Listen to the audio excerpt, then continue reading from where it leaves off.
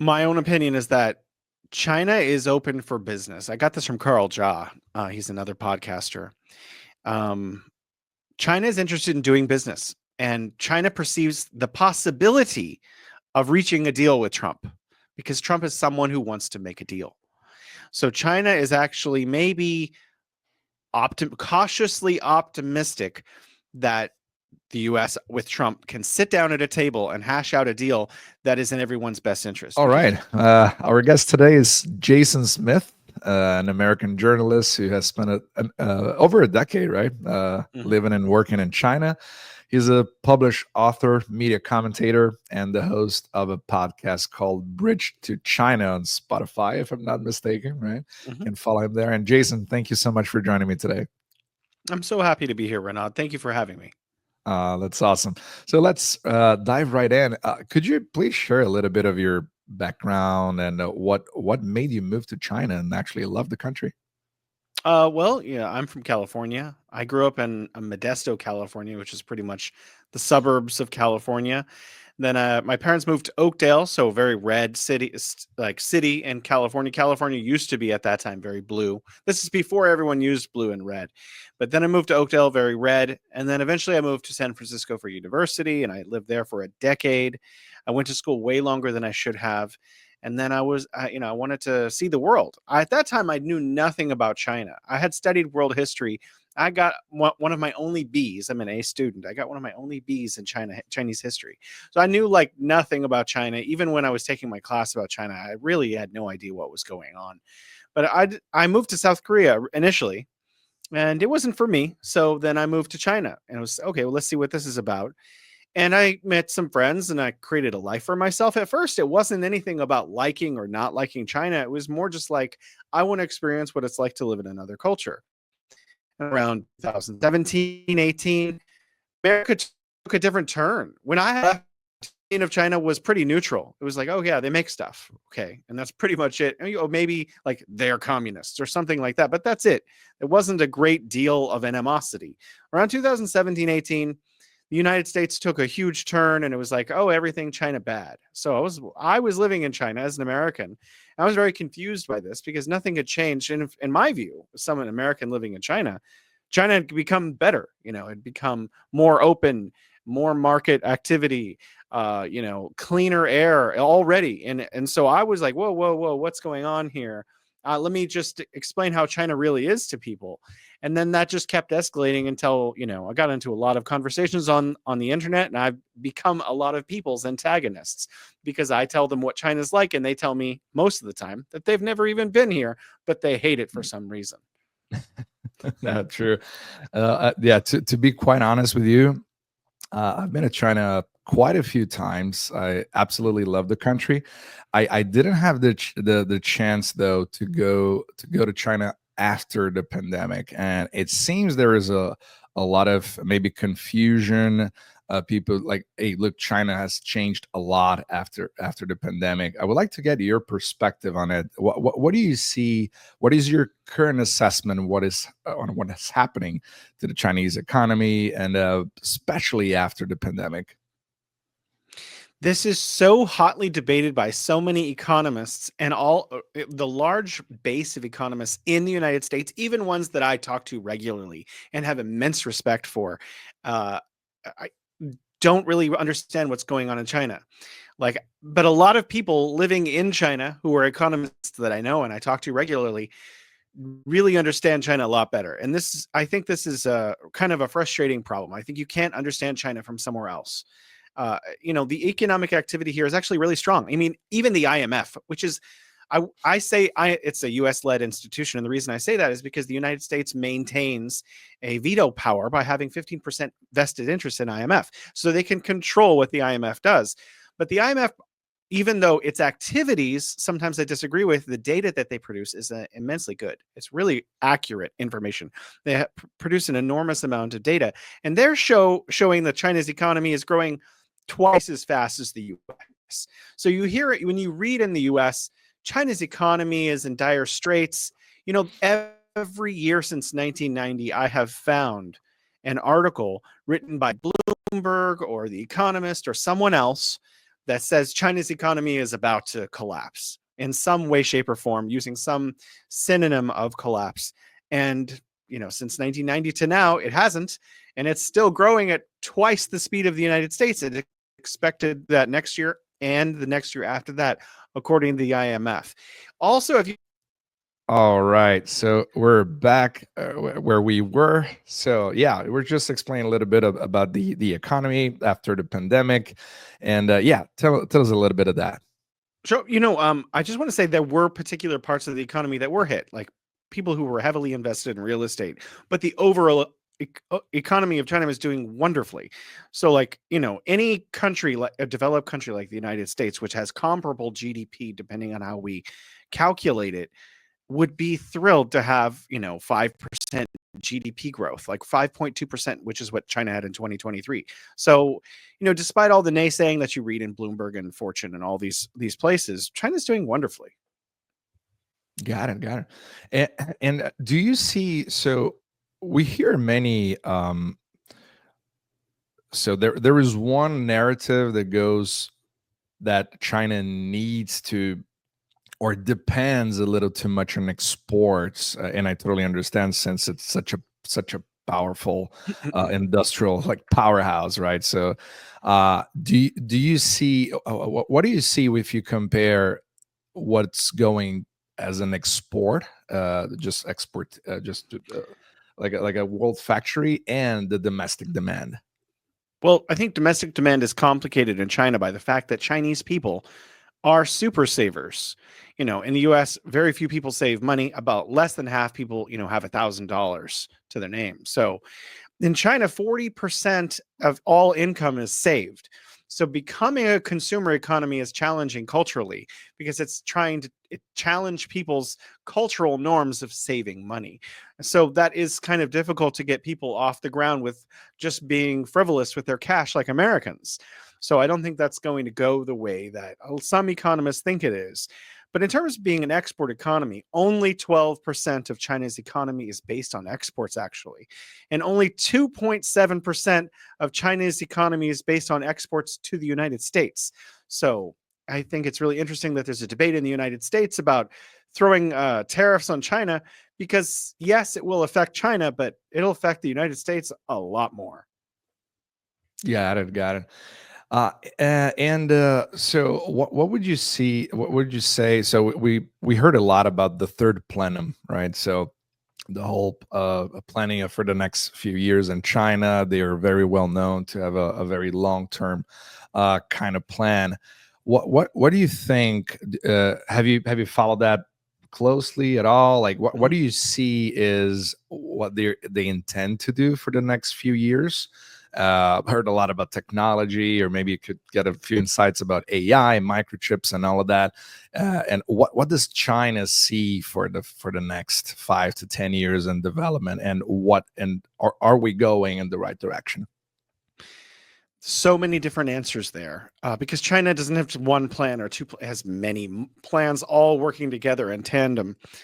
There's a one I'd like to talk about is the goal for common prosperity. Now, there are two different goals, and one culminates in 2035 and another one in 2049. So the one that culminates in 2035, I think we can talk about that one because it's soon enough that it makes sense to talk about it.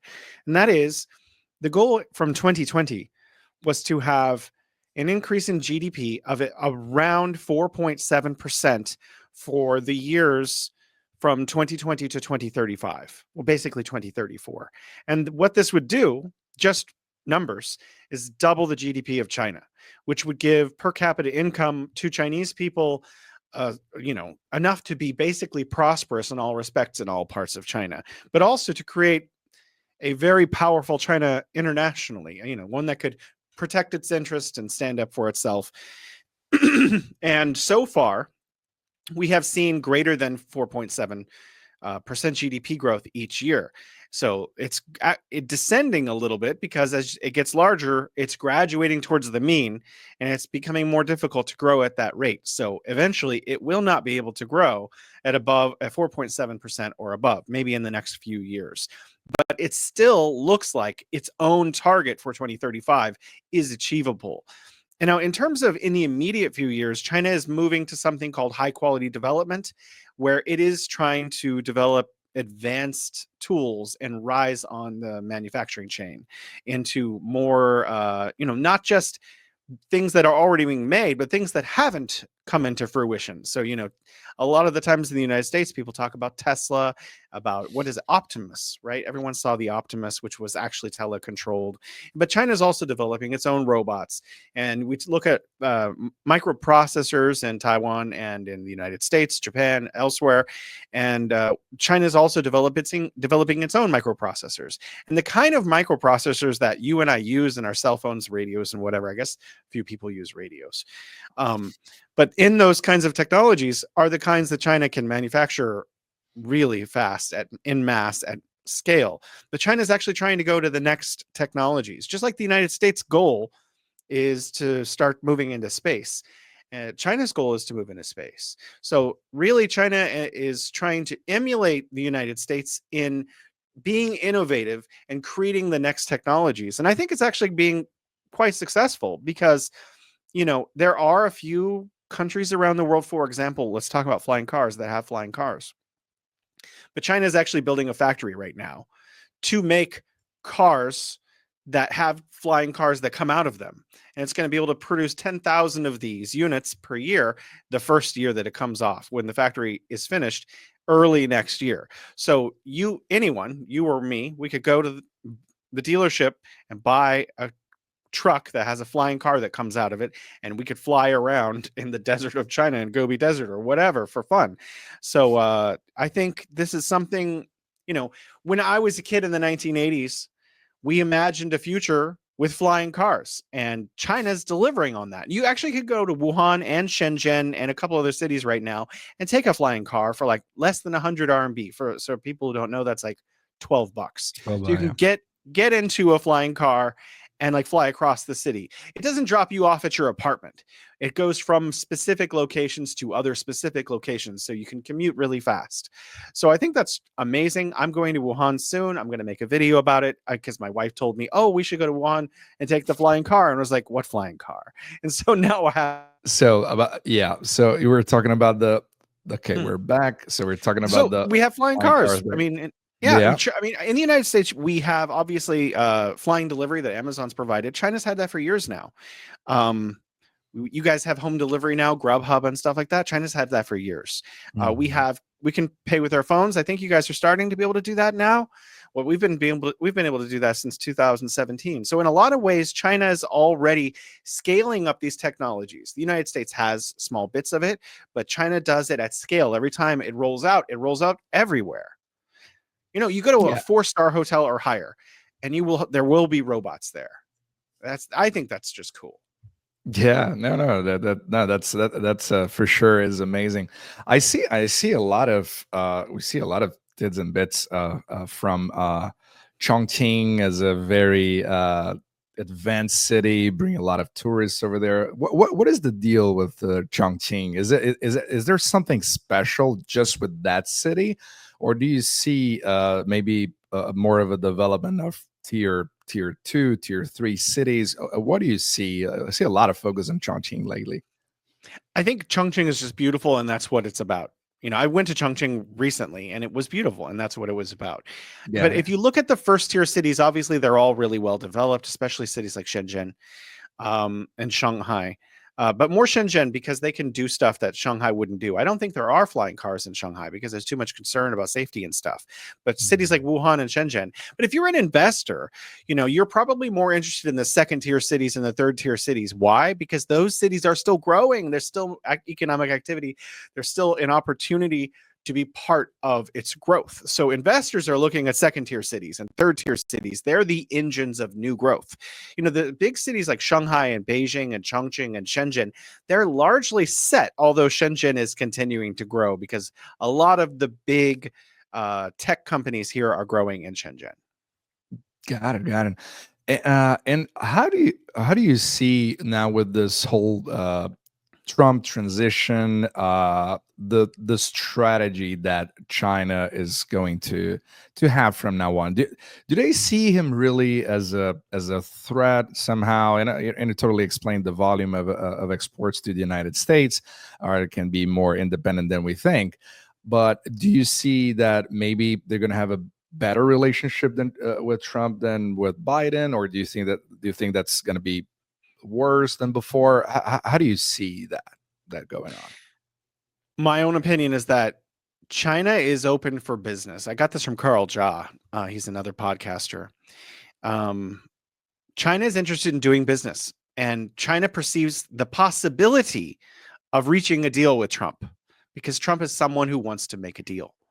So China is actually maybe cautiously optimistic that the US with Trump can sit down at a table and hash out a deal that is in everyone's best interest. Because China has always said the world is big enough for everyone. There's no reason we should, they want to compete, sure, but they want to compete as mutually, as the friends compete. You and me, we may play poker or whatever, right? But at the end of the night, we would still be friends. That's what China wants. China wants the US to prosper, and it wants China to prosper, and it believes the world is large enough. So I think my own opinion is that leadership in China are cautious, fearful, but also at the same time, I think that there is a sense that Trump wants to make a deal and that might be possible. In terms of whatever the US does, in terms of adding tariffs or sanctioning or whatever, China's just going to raise the bar. When I think China just recently banned the export of 3 precious metals. Those precious metals are the metals that are required for anything that sends or receives a message electromagnetically. So cell phones would not work without these metals. And some people say, oh, we have those in the US. Sure, but it's going to take 20 years to develop the technology to process those. So the US really needs China. And China doesn't need the US, but it would do a lot better economically with the US. And so China wants to work with the US. So I think there are interesting solutions beside that, though, like JVing. There's a factory in Ohio that is a Chinese US factory called Invenergy, and they make solar panels with American workers in America for America. And it's done with Chinese technology. And I think things like that could really get us working together. Yeah, that may be the actual reason to have this kind of cooperation. Yeah, that's a great insight.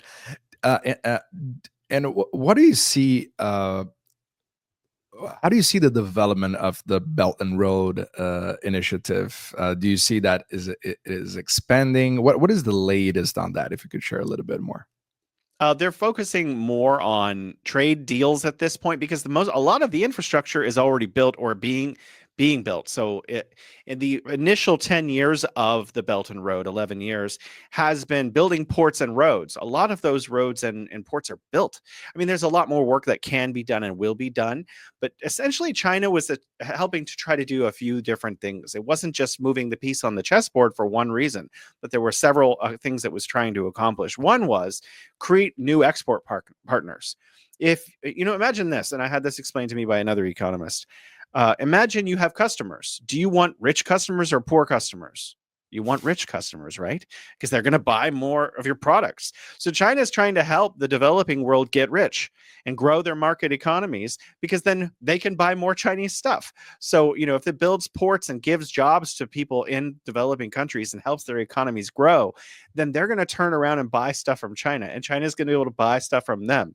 So I think this is really part of China's strategy. There's no debt trap nonsense. You can actually read about that at John Hopkins' website, SAIS, where economists at John Hopkins have shown that it is not debt trap at all. China is offering very low interest loans and oftentimes forgives them for countries who run into circumstances that were not anticipated and they couldn't pay them back.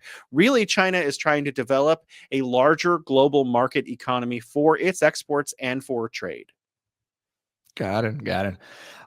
So one of the, of course, one of the hot topics here that I would love to get your insights on is the whole Brics situation. How we're going to be de-dollarizing, and how the the group is actually becoming bigger and bigger. More countries filing to become a Brics Plus or whatever member.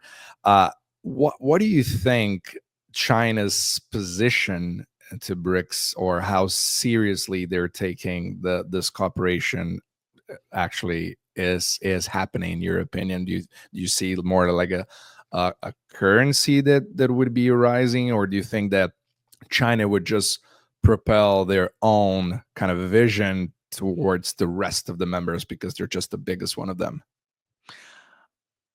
I think BRICS is about making deals.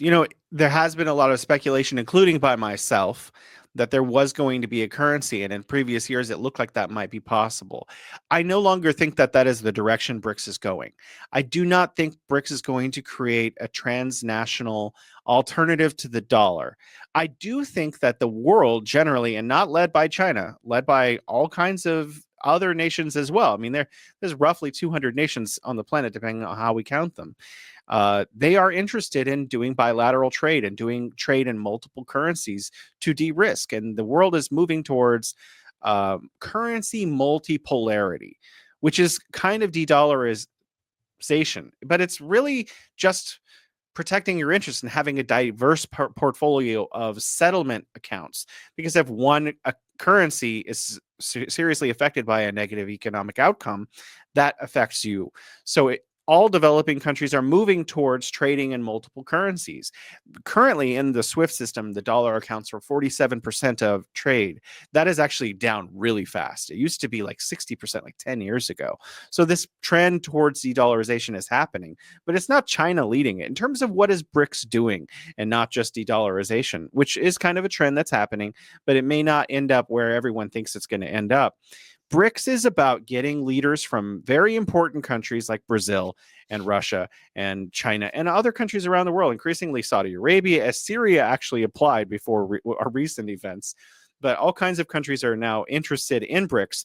It's about getting together and having an accounting of the developing world, and having the developing world, their voices matter and count. Because, look at the G7. What is the G7, who has been leading the economic development of the world for decades? Who are they? They are all the formal imperial powers of the world that have been kind of exploiting the world for the last 400 years, 300 years. Well, in Japan's case, maybe only 100 years, or 100 plus years. But these are the former imperial powers. So BRICS is an alternative international economic arrangement where the developing world can get together and express their ideas about how the shape of the world should move forward. I don't think BRICS is trying to replace, G7, but they are trying to have parity with the G7. And that is what multipolarity is all about. It's about everyone's voices mattering. No one's trying to push the United States out. That's never going to happen. The United States is, it's like a immovable force, right? It cannot be moved. So the US is always going to be there. It has to be accounted for. No one's trying to just like push it into the gutter or something. I think what's really happening is the developing world, their voices are being heard and they matter now. And I think the BRICS is a vehicle, not the only vehicle, a vehicle for that to happen. Fantastic. Yeah. And some of the main currencies like the yen or the euro, they're having a hard time keeping up with the dollar. So lately, of course, it swings up and down, but CNY is the RMB is very stable. So there is a whole theory of capital controls. How do you think that works in China? Does China want to consolidate the yuan as a more stable currency? Do you think they want to have more partners trading in yuan? What do you see happening? Because many people, or maybe there was a whole narrative in the West of the scare of maybe they're not to open a business. Maybe we can't invest too much, even though there was this huge boom in equities, right, for in China. So do you think China is going more towards that direction of more open capital markets, or it's very confusing, right? So it can be open one place and completely closed in another one. So I would like to get your perspective, so to clarify for people what is actually happening with capital markets in China and the yuan. Well, I think we have to explain it for people who don't understand what you're talking about. So the concern is moving money out of China, which is one of the things the IMF and the World Bank do to developing countries. The first things they do is, oh, you want to build a bridge? Great. Here's this loan. It's $10 billion. And now we're going to give you the first billion. Okay. Now the bridge is started. Oh, you want the next billion? You have to open your capital up so that it can be exported so companies will invest. And then, okay, we'll do that. And then the next thing is they start nationalizing things. I think China is wary of what the West has been doing for the last several decades to other developing countries. And its concern is that if it opens up, everything can just move in and out, that it will be exploited by Western companies. So I think that China, when this former Soviet Union was going through shock therapy, China was also undergoing market reforms at that time. And China chose a different path. It chose special economic zones, for example, so they could have little pockets of capitalism and it could monitor how things are going and decide what parts of that to broaden to the rest of China.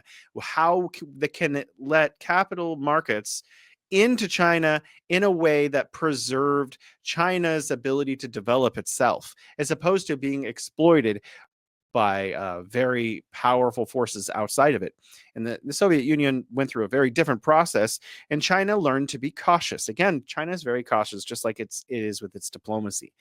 I think it will continue to be cautious. So I don't think there's going to be a sudden flood of yuan in and out, or they're going to want it to be used as a reserve currency or anything like that. China's going to continue to take very incremental steps, probably to loosen capital controls, but very slowly and very specific sectors over a long period of time to avoid having exploitative financiers in the West come into China and take the money out.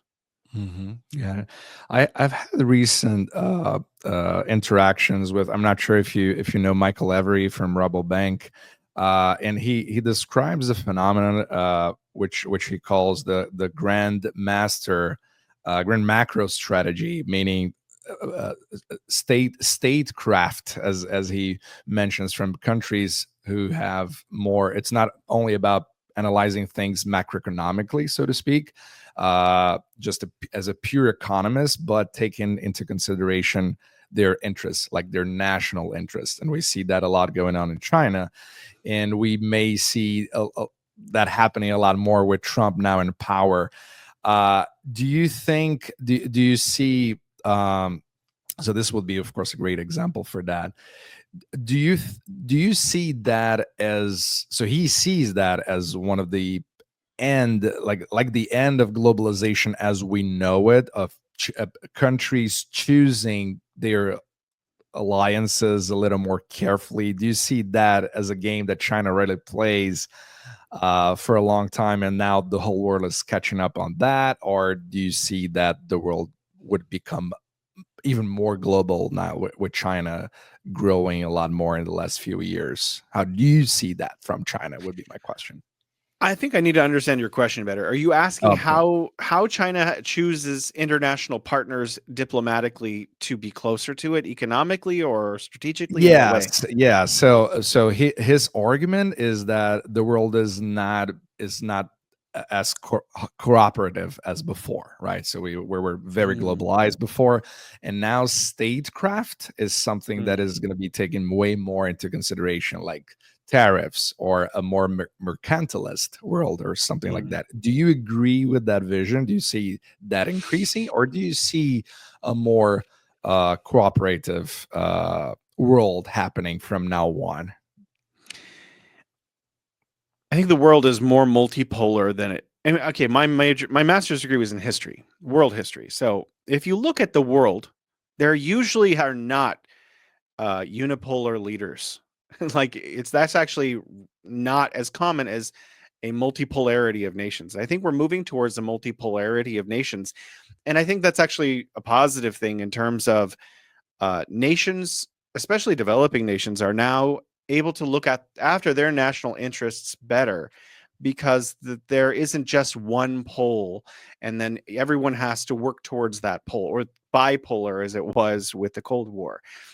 And so China and its philosophy, in my opinion, is looking to create a cooperative world and is actually maybe leading the charge on, globalization in a big way, because China's trying to trade more with especially the developing world, and it wants to trade with the EU zone, and wants to trade with the United States, and it wants to trade with the other G7 members, and it wants to have a good relationship with Japan despite cultural issues there.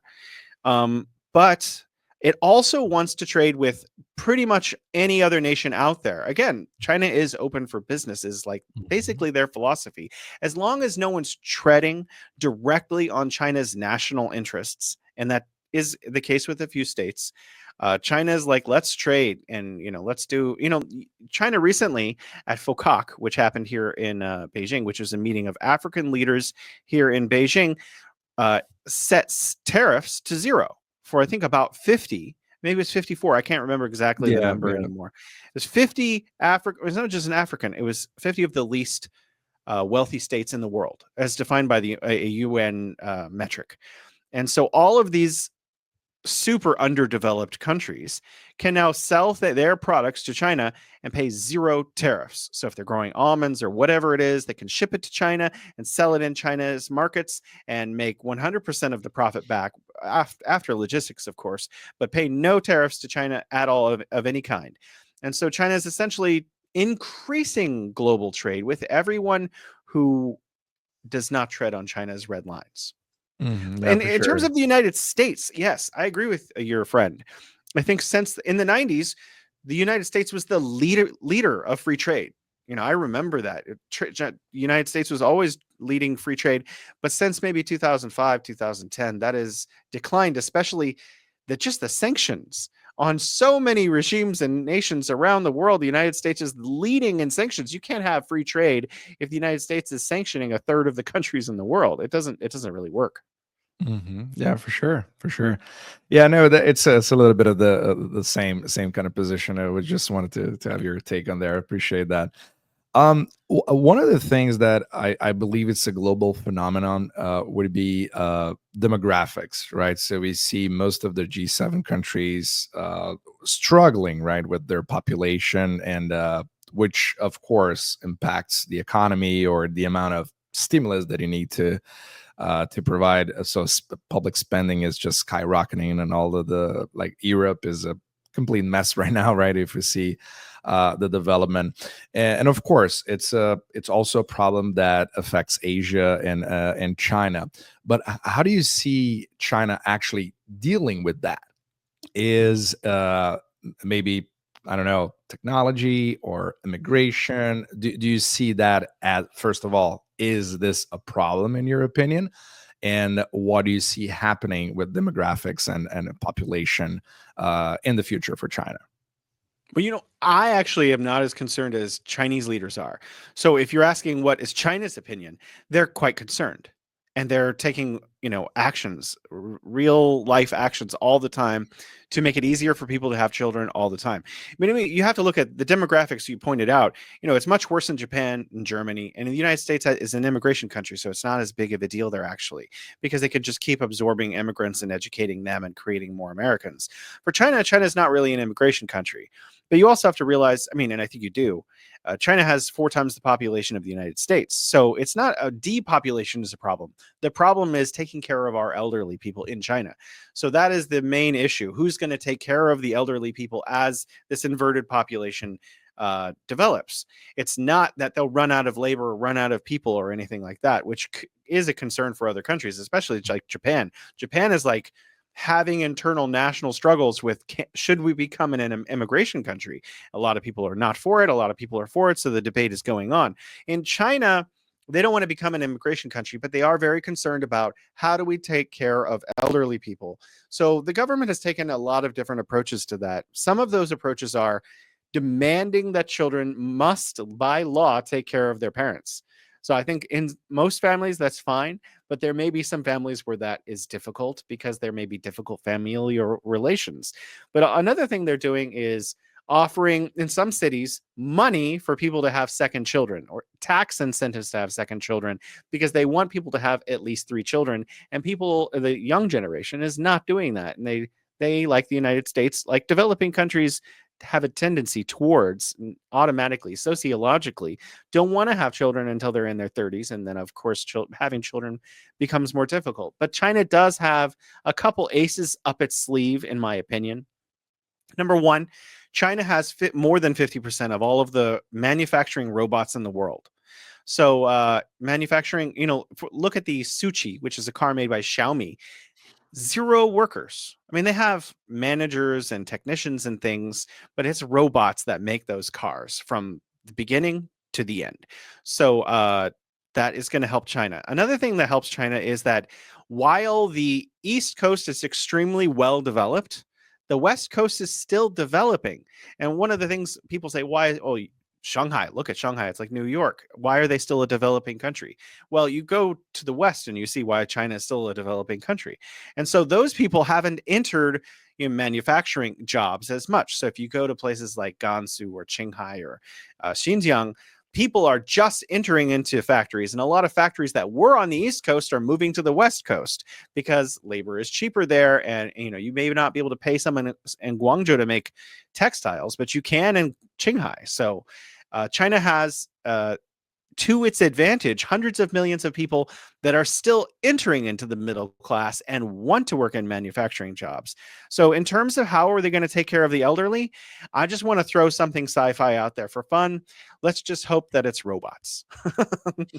Got it. And what about those human workers? So let's say a person who's just out of university, and I believe, you can correct me if I'm wrong, the way to build wealth in China, it relies a lot on, let's say, real estate, or like to gather everything in the family so that you buy maybe 2-3 apartments, right? So your kids have also where to live and so on.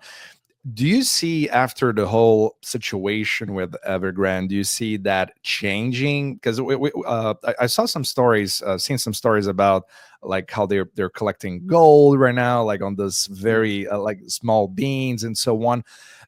What do you see actually happening in China? Is that really a trend, or did they shift to somewhere else? How do they build wealth nowadays? That's a really excellent question, and one that I have a lot of economist friends here in Beijing. We meet for dinner once a week, and I think their answers would probably be better than mine. But yeah, the state has taken notice of real estate investments, and it's Xi Jinping, I think, it said houses are not for speculation; they're for living in. So China is very serious about economic equality, which means access. So if everyone is raising the prices of real estate, then the people who are still entering into the middle class can't afford that real estate anymore. So the fact that the real estate has come down in value to some degree is what the state wants in China. They actually deflated that deliberately. So you're asking, where should people, who are in the upper middle class and want to get into the upper class, how do they do that? Well, I would say you're right about gold. Gold is taking off in China. You can't do cryptocurrencies because they're illegal here, except the RMB, which is just used as a settlement tool between banks to make sure none of the banks are doing anything fishy. People are investing in things like bonds, CDs, and diversifying into other markets. You saw a lot of FDI going into China, and we also saw a lot of FDI leaving China. So people were looking at settlements and saying, oh, there's a decline in FDI into China. Not actually. What there were people counting money leaving China to be invested elsewhere and money entering China to be invested here against each other on a balance of accounts, and saying FDI was decreasing. That's not true. FDI is about the same as it ever was. But there's a lot of investors in China investing in markets outside of China. And maybe that's in the US markets, maybe that's in developing countries. I don't know. I haven't followed up on it. But CDs are a popular way to invest their money. But, you go to the bank in China and you invest in a CD. Say you do a 10-year note, you're probably only going to get 3-4%. So you're not going to become rich off of that. So if you really want to become wealthy in China and you have money, the people that are really making it take off are people who are doing export, people are opening factories, people are opening businesses that are successful, actual hands-on investments, not just passive Mhm. investments like what are very popular in the West. Yeah, really interesting perspective on the productive side. Yeah, no, this actually covers a lot of what I would like to, but I was interested in what you just mentioned about crypto, because we also had this narrative that they banned it at first and now they're actually unbanned it. So right now it is completely banned in the whole China. So because we've seen some mining activities, or Mhm. China holding a Technically, lot of Bitcoin, for example. Oh, just technically. technically it's illegal. People still invest in it, but you can't, openly do that here in China. I don't think there's a lot of mining. Mhm. If there's mining going on, then it's being done in secret. And if the police are onto that, wow, that's something I don't know about. But right now, it is legal to have blockchain technology. I mean, China is not like plugging its fingers in its ears. I have a friend actually who met with the Copyright Bureau here in Beijing recently, and he signed a deal to open a blockchain copyright technology, which allows companies in China to put their patents and copyrights into blockchain technology to show globally that certain patents and copyrights belong to them in a way that is easy to see and is transparent. But they also have blockchain technologies for all kinds of other things, just porcelain, for example. So if you want to buy porcelain on Jingdong and you want to ship it to another country or in China, and you want to make sure this was made by this master craftsman, not just, down the road, right? You can actually get blockchain technology that demonstrates that this piece of porcelain was made by that master craftsman, for example. There also is the digital yuan, which is a cryptocurrency, but it's a national cryptocurrency, which is used because, you have settlements, one bank, and there's another bank, you transfer money, but did they really transfer it? So there's oversight right now, or there was oversight. Now they don't have to have as much oversight because it's being transferred using crypto technology. In terms of are people investing in crypto? Oh yeah, they are, but they're not supposed to be. Got it. I got it. And yeah, this is interesting. So the I believe the most popular payment method in China is still Alipay. Is that correct? Or WeChat? I think Alipay is leading. I use WeChat personally, but it's not that far behind. I can buy anything I want with WeChat, so I just don't want to have two things. Everything. My WeChat already does everything, so I don't like. Why do I have to have Alipay too? I can just have WeChat do that. So I have Alipay. My wife installed it for me. She makes me have it on my phone, but I don't use it. Got it. So it is seen as a, for those who don't understand what we're talking about here. So it would be like the all in all kind of app where you have payments, your ID, Oh my maybe your god, everything. everything, right? Okay, Shopping so and I do use Jingdong. I go off of. You can use Jingdong on WeChat. Sorry. Okay, so that's Amazon. That's Chinese Amazon for people who don't know yeah. what that is. And there's Mhm. Taobao, which is also like China's Amazon. Like what you're saying, WeChat does everything. You can order your coffee with it. You can order food with it. You can order, socks with it. Like you can go on these websites that are like Amazon. Actually, Amazon's here too in China. I don't use it, but you can order things on Amazon in China. You can pay for things. You can order a taxi. You can pay your bills on WeChat. So it's an all-in-one app, which I think Elon Musk was trying to do with Twitter. He wants Twitter to someday become like a WeChat-like app. He's Mhm. said that publicly before. I think he has a ways to go, but if he made PayPal, right, he can probably figure out how to get X to become a payment system. And if X became a payment system, there's no end to what it would be able to do, and that is what WeChat is. Yeah. Got it. And is that kind of service that you have on WeChat different on the from the electronic yuan? Is that like a parallel kind of system, or the fungible? How does that work? That's It's linked that's to one my of the bank. parts that I go to the got it. bank. For Chinese people, it was easier. I think they could just set it up at home. But as a foreigner, things are a little more complicated sometimes.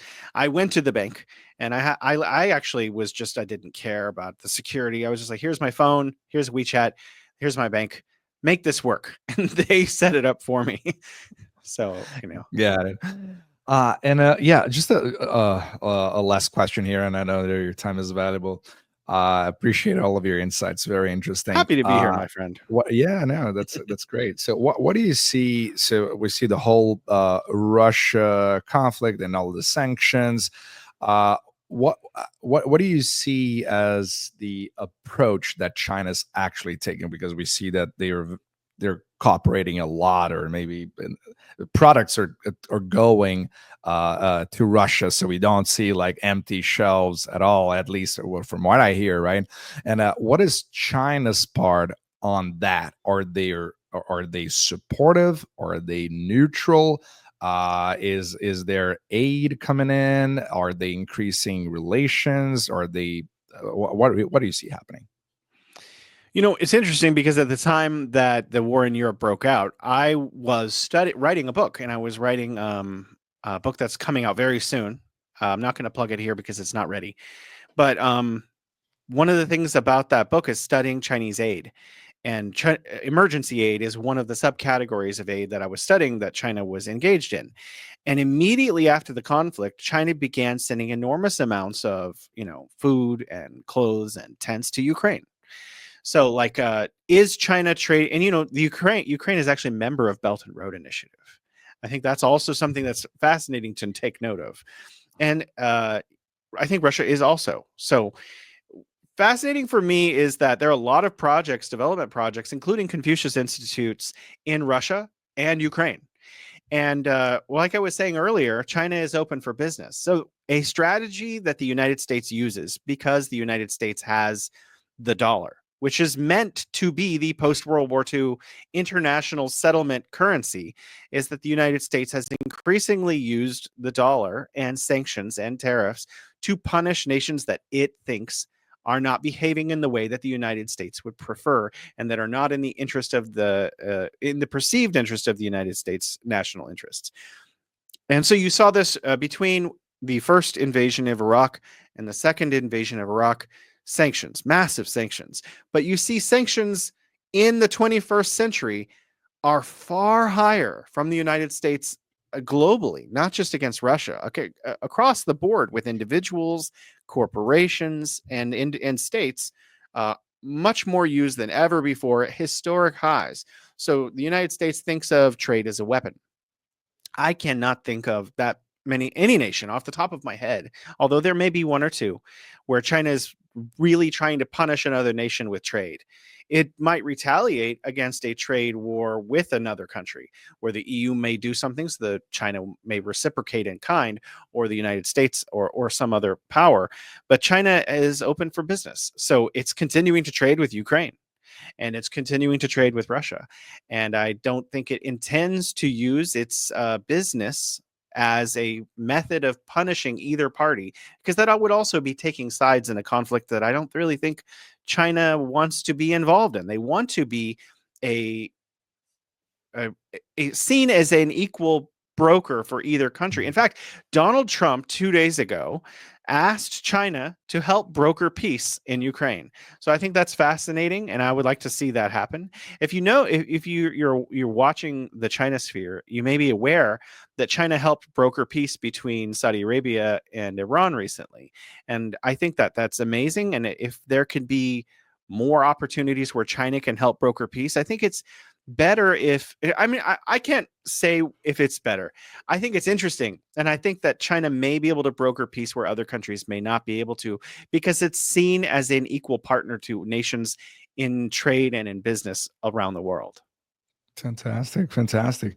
And yeah, for us to wrap it up, so to speak, number one, what is the maybe, since it's difficult to see, and it's actually maybe your passion, right, to show people actually what is going on in China from a Chinese perspective. Uh, do you have any media that is actually accessible to us in the West to kind of see the daily news from a Chinese perspective that you trust? I think we have to delineate what are the differences between different kinds of media. So I think Chinese media does some things great and other things not so great. And I think Western media does some things great and some other things that are not so great. What I see, the power and the strength of Western media is it's interesting. So I think that a lot of the time Chinese media isn't that interesting. They're really careful and they're very factual based. So I think that's also their strength. So if you want to read publications like the Global Times or CGTN, it's not Mhm. always that spicy. They're not headline grabbing, but they're usually very data driven and fact driven, and they will not deviate from the facts. If you go to the opinion area, you're going to find a different thing, especially on the Global Times. If you want to read some Chinese opinions on the Global Times, wow, they're going to deviate from the facts. Maybe they're going to be passionate about their perspectives, but just regular news on the Global Times, China Daily, CGTN, all of these, they are generally kind of dispassionate, very fact driven. And I think, most of that is pretty good content to read if you want to see things from a Chinese perspective. Awesome. And now about you. What is the best way for people to follow your work, and what do you think about? Well, I mean, you can follow me on X, which is, I have an account, Shangguanjie1, that is difficult to spell for people, but I'll it's put the link in SH. the description Okay, as great. well. I'm also on TikTok under Shangguanjie1, and I also have a podcast like you. And my podcast is available on YouTube. You can look, it's called The Bridge to China or The Bridge to China Podcast. Actually, if you just go to Google and you type in The Bridge to China Podcast, you'll find a whole bunch of links. We're everywhere. Perfect. Awesome. Awesome. Any final words that you would like to let everybody know about China that we may not have touched? Well, absolutely. You've been to China, Renaud. So I would like anyone who wants to have an opinion on China and not just keep it to themselves, but share it publicly, to have come to China. And, if you have a negative opinion, great. You have a positive opinion, great. But if you haven't been to China, probably don't know what you're talking about. So what I would like for people is to, come to China for a couple of weeks at least, see what it is for yourself, talk to people, ask them, do you trust the government? Ask them whatever you want, but come to China and experience it firsthand. Fantastic. Jason, thank you so much for your time. Thank you for your Thank insights. you. And yeah, my pleasure. We can certainly, you're going to be a welcome guest for the future as well if you want to do this again. Absolutely. I'd love to All come right. back, Renaud. Thank you. All right. Appreciate it. Thank you. Have a great evening. You too. You take care.